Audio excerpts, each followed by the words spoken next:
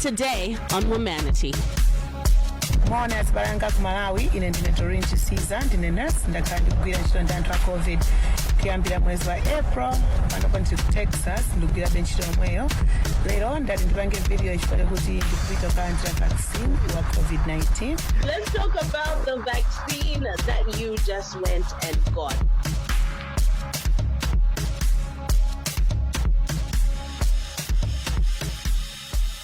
All right, Doreen, thank you so much for joining us today and for coming in. Happy festivities all around. Thank you for having me and happy festivities to you. It's, 12 in the morning in America? Where exactly are you? I am in Texas, actually, at this time. Oh my gosh. Thank you so much for actually staying up so that we can have this conversation. I really appreciate it. When you told me the time, I was like, oh my gosh. No, she No didn't, problem. but yes, you did. Of course. So clearly, some people are looking at your name and they're thinking, okay, Dorinji Caesar, do I have this right or not? Are you in any way related to the late Dorinji Caesar Jr.? Yes, that's my dad. I am his first child. Yeah, so it's a small world. Oh my goodness. That's amazing. How are you in America though? When did you move out there?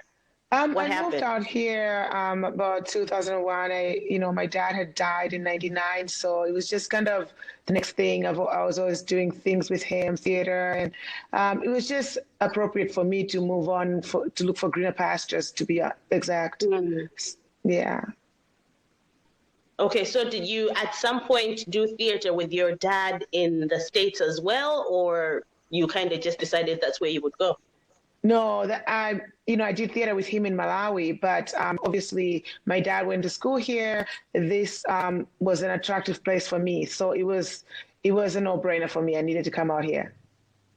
Oh man, that's awesome. And it's good that you're there and you've been there a while now. Right. One of the things, aside from people knowing you from theater with your late dad, there's also this new wave and new side of you that people are also getting to know thanks to coronavirus and the videos that you decided to do. And it was just like, okay, so there's this nurse in America who's sending us all these videos in Chichewa, with your broken Chichewa, by the way. Almost like a Zambian soft Chichewa. I'm like, yes, thank you for the information. Tukumba. How did that come around? How long have you been in medicine? Because you were doing theater before. Next thing you're coming out with videos on coronavirus. How long have you been in that field? I've really been in the medical field for over 15 years, but I've been a nurse for about 6 years. And for me, it was just a natural. I ended up in New York. I was supposed to be in Malawi at that time. I had taken some leave from work. And when I couldn't fly to Malawi, I said, well, you know what? Let me find out about this virus. Something that's actually attacking everyone. It's pretty much stopped the whole world. So I got an opportunity to go to New York, and I went for it. Either way, it didn't matter where I was in the country. I would have been working with COVID patients, but New York at the time was the epicenter of the virus. So I wanted to go see it for myself and maybe learn even more about the disease itself, because I'm curious. So talk a bit about working in the ICU. As you said, that's where you are stationed. Tell me a bit about coronavirus and what the experience has been for you as a nurse seeing these patients, and also what the progression has been for the patients themselves from the time that they come in your space. Well, obviously in the ICU, it is where that's the end of your stay in the hospital. Outside of maybe us sending you to the operation room and coming back to the ICU is the sickest people stay in the ICU. For the patients with COVID virus, it has been so overwhelming because most of them cannot breathe. And really the only place we can actually have a ventilator in the hospital is in the ICU. So we have been overwhelmed with people that come into the emergency room, they can barely breathe. The hospitals have done a good job of actually adding more and more units, ICUs, to accommodate the amount of people we've been seeing and this has been almost a year that we've been doing this.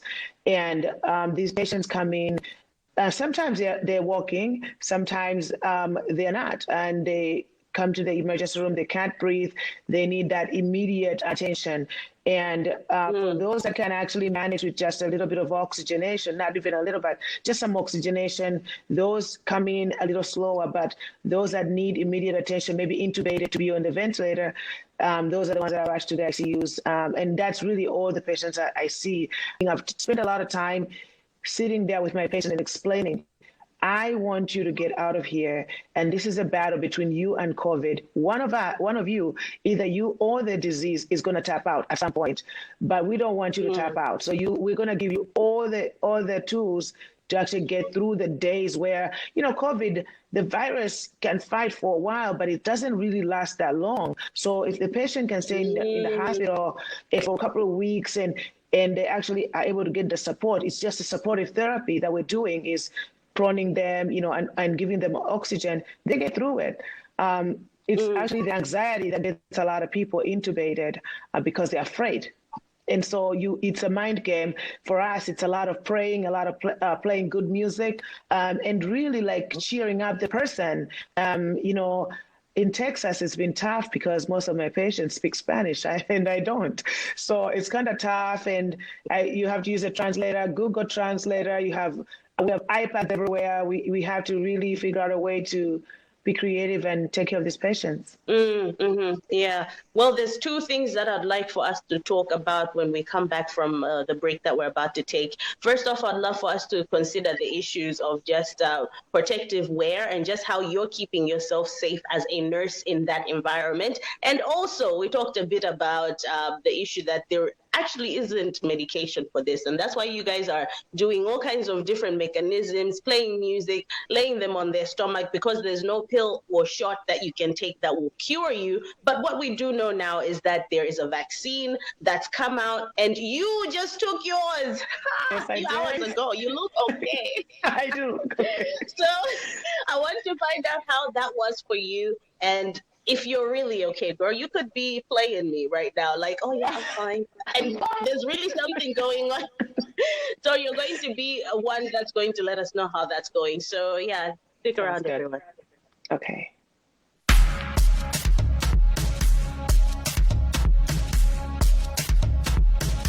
Today on Womanity.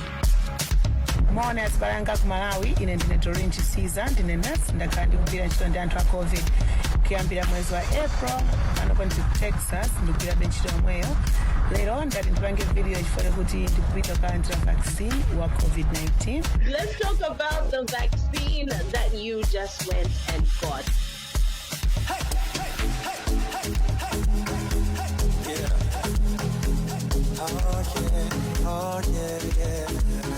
Welcome back, everyone. If you're just joining us, this is Womanity, and of course, it's a special exclusive interview with Doreen Chisiza. Nurse Doreen Chisiza, all the way in America. You've seen her face, especially with those videos on COVID-19, and she herself actually just got a vaccine, the COVID-19 vaccine, just a few hours ago. I know she looks good, right?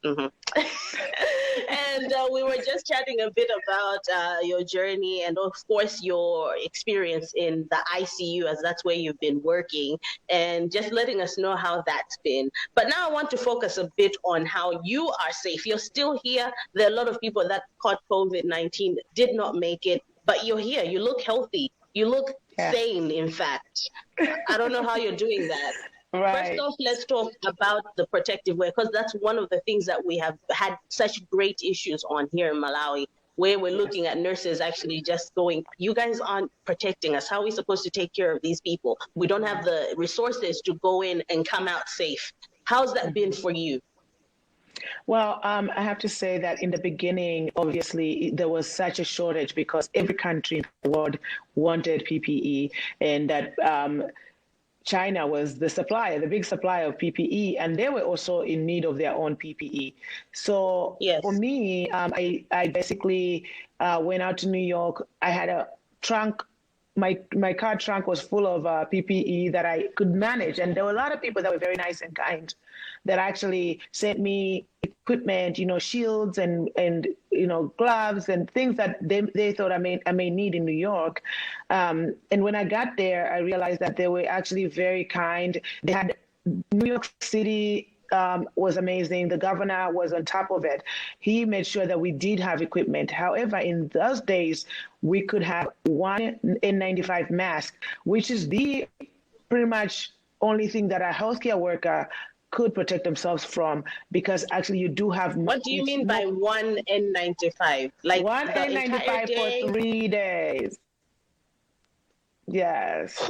So you could have that one N95 and a surgical mask. So basically what we're doing is you would wear that N95 and put it at the end of the day, put it in a bag, in a paper bag, and then put your name on it and keep that for the next day and the next day. That scared me. What? That scared the living daylights out of me because, one, I was really struggling with the idea that I have to wear the same mask. I had been in patients' rooms, Then I started to use my own supply, but I wanted to make sure that I didn't know how long this would last. We went down to using one mask a day, which was pretty much all of my New York stay was a one mask a day. I did get, and we couldn't even get respirators at that time because, again, there was nobody. They were only giving them to anesthesia, which they are the guys that were intubating people, and maybe. Oh my gosh. The physician that would be anybody that was intubating was allowed a respirator or to purchase a respirator. And by the end of my New York stay, we had been getting more and more PPE. So we were a little more flexible in our use. I mean, it was mostly still once a day as far as the N95. But if it was soiled, you could change it. You could get another one. But you had to go to this nursing office to get your PPE every single day. But by the time I got to Texas, I had been lucky enough that I was able to get my own respirator. And honestly, that has been a lifesaver for a lot of people because when you get into that respirator, it's comfortable. So you stay in it all day and you feel more protected because there's so much splatter that comes along and the shield doesn't always cover everything. So there were some close calls for me where I was scared. I was like, oh man, I don't know, if I had a patient that was had a kind of the tube came out and they were bleeding everywhere, and you don't know, did we get splattered or what was going on? Everybody was pretty scared at that time, but.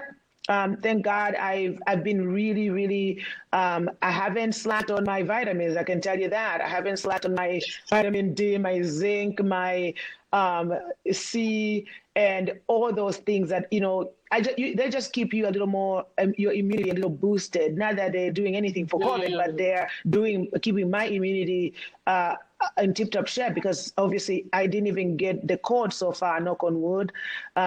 So it's pretty, thank God I've been healthy this whole time. Okay, so what are some of the vitamins we should look at just getting on? Because obviously people can either go and eat food that has that, or they can go and actually purchase the different pills, right? Yes. I think it's also very important to eat, your nutrients. It's better for you. I mean, we know if you're eating much more greens and things like that, it's much better for you because it gives you the nutrients you need. But I think a multivitamin. That's if you're eating what? Green vegetables, any green foods really will help you with nutrients. But I think for me, it's been that I needed to have that consistency, and it's just become routine. I have to take a multivitamin every single morning. And something we found out was, that low vitamin D in a lot of people and its ability to actually protect us from, respiratory issues and just kind of boost our respiratory system. So I think once we got on track, and it looks like, and it's, from what we're hearing, a lot of us, Black folks, we don't always have good vitamin D numbers. So at this point, we've been encouraged to take, our vitamin D or even get your vitamin D levels checked.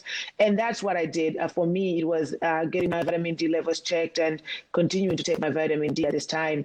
Vitamin C and zinc. The reason why it's so important, even for them to take it now, because when these patients show up in the hospital, now we start to give them those vitamin C, zinc, D, vitamin D. doesn't hurt to start taking it now. If you're taking it as part of your multivitamin, you're not hurting anything at that time. So multivitamins will work just good. Of course. Yeah. Just make sure you Okay. have the zinc and the C and the D in it. Okay. Where does ginger come in? Oh, I'll tell you. Actually, we're making the concoctions out here. Yes, and I think that's actually not a negative thing. I think it's so important that ginger. A lot of our medicines come from roots and plants. So turmeric, anti-inflammatory, the gingers, they actually do help us. So we've heard about garlic and blood pressure. So for me, if it means you take that ginger, lemon, honey, turmeric, take it. Because at the end of the day, if this is something you do on a routine and it's taking care of you with the codes and things like that, that's okay. Just be mindful. Things like turmeric can be blood thinners. Some different things can be, so I think a little bit of research, and if it's worked for you in the past, more than likely you don't have allergic reactions. So I always say, for me, I do like just a cup of tea with honey, ginger, and lemon. Just it's my routine. I do like tea, so why not add a little boost to it? Why not? Yeah. So the issue, I guess, is to boost the immune system, which then will help if you do end up in a position where you have COVID-19 as you're stronger. Yes, I mean, and it's anything. So if you are already compromised, if you already say you are already sick because your immunity wasn't that good, in a sense, your immunity was low. So let's say you get malaria, you get different things, you are more at risk. So it's an opportunistic virus. So we want to make sure that we're staying in tip-top shape so that if we do contract it, we can actually fight it. Because this is a disease that a healthy person usually can fight. Although we've seen a lot of young people that look fit and healthy and really lose to this disease. I just had a 37-year-old die, and that one hit home. Because he had a 3-year-old, a 5-year-old, and a wife at home, and he was in good shape, and he was young, no underlying diseases. So, those things are still happening, and we really just have to stay careful. So talk about staying careful. It's Christmas. We all just want to get out, do what we want to do, spend time with our families. It's been a long year. What do we do to stay on top of the game? Outside of me saying stay home, it's so difficult, I know, but I noticed that there's a little spike in Malawi right now. Just think about this. You can get it and not really die, but there's a lot of people that have died, and we don't know why. So right now, it's so important that people don't slack on wearing their masks. When you're with people, don't share drinks. A lot of people still share drinks. I'm confused by that. There's no reason for it. Have your own beverage. Don't share utensils and stuff. I mean, if they're washed, that's one thing. But at the table, just stick to what you're using and give each other distance and space. If you're going to go out, obviously, to the lake, I'm sure a lot of people are going to the lake. Stay in your groups of people you live with, because these are people you live with already. Stay in those small groups. Don't be outside in open air. In that way, you're kind of at least doing your best to protect yourselves from, getting it. If somebody there has it, you have to remember still we do have people flying into our country. Don't just take it on face value. Still take your precautions, wear your mask when necessary. Yes, that is so true. I have so many questions and we don't have enough time. Why? Let's talk about the vaccine that you just went and got. I've thought about it thoroughly. I've read about these different vaccines. The one I took today is the Pfizer vaccine, and honestly, it was a decision that I had to make. I am highly exposed to these patients, and there's no question I'm not immune to it. So you don't know, anybody could contract this disease, and you just don't know how you're going to do. And after doing my personal research, I realized that, I'm going to accept this vaccine. I do appreciate the science. I do know that we are actually moving forward in science. And actually, these vaccines are going to be the future of our vaccines. And we do blindly get our children vaccinated on day one when they're born or whatever weeks and up to 6 months, nobody really takes time to say, what's in that vaccine, the 15 vaccines that I've had my child get stuck with, right? So we've had an opportunity for experts, for ourselves, to read about this vaccine before we can actually get it. It was my first one. It's a 2 series. So I got the first step today. I'm feeling fine. It was a little stick. It didn't hurt me. I'm okay. I didn't have any flushing or, a lot of people are saying, oh, maybe you're going to have achy body. Nothing, like a droopy face. I didn't have any of that. So right now I'm actually comfortable. I'm fine. I get to take the second one on January 10th. Okay, we definitely need to do a catch up when you get your second one to see how you're doing. Because like I said, you look healthy, you look sane, you look okay. There've just been all these crazy videos. When there's something new coming, there's always people saying different things. So of course, with the vaccine, we've seen mad videos of people transforming. This is what will happen if you take it, but you are in good health. You're fine. How often do you need to get tested considering working in the ICU? I don't get tested. You don't? No, I don't get tested. Isn't that something? I don't get tested. Why? How does that work? So you have to show symptoms for you to get tested. So it's possible I could have been one of those, that don't show symptoms, asymptomatic people. And while that might be the case, I was not going to leave it up to chance, because I did have one of my colleagues that got sick recently, and that was their second time getting infected. They had gotten sick in New York, and this time they got sick again. So I was not taking a chance to just in case. No, I think that we are still, and right now it's still getting worse. So we're going to be here for a while, and I want to make sure that I'm able to still continue to take care of people. Doreen, I thank you for coming in. I think we're 1 a.m. now in the States. No problem. But I thank you for your time. I thank you for sharing your knowledge and for just helping us get an understanding, and also for sharing a bit of your experience with the vaccine itself. So I'm looking forward to chatting to you some more in a few weeks after you get your second vaccine, to hear how things are going. Also, just to kind of get an idea of what things are looking like on that side. But the information you have shared is invaluable, and I thank you for the work that you're doing and the courage, of course, that you have going out to work every day to take care of the people that you are taking care of. So thank you so much. Thank you for having me. It's a pleasure. That was Nurse Doreen Chisiza, all the way in America, just sharing with us about her experience working in the ICU and working closely with COVID-19 patients. And of course, she has shared a bit about how she is doing herself after receiving the COVID-19 vaccine. We will be chatting to her, of course, soon to hear how the second round goes. But for now, I would love to thank her and thank you for joining us again. Please stay safe as you decide to go out and do all these Christmas festivities, spending time with your family. Stay safe, and thank you always for joining us. My name is Ruth Laisi. This is Womanity on Zodiac. I'll see you next time.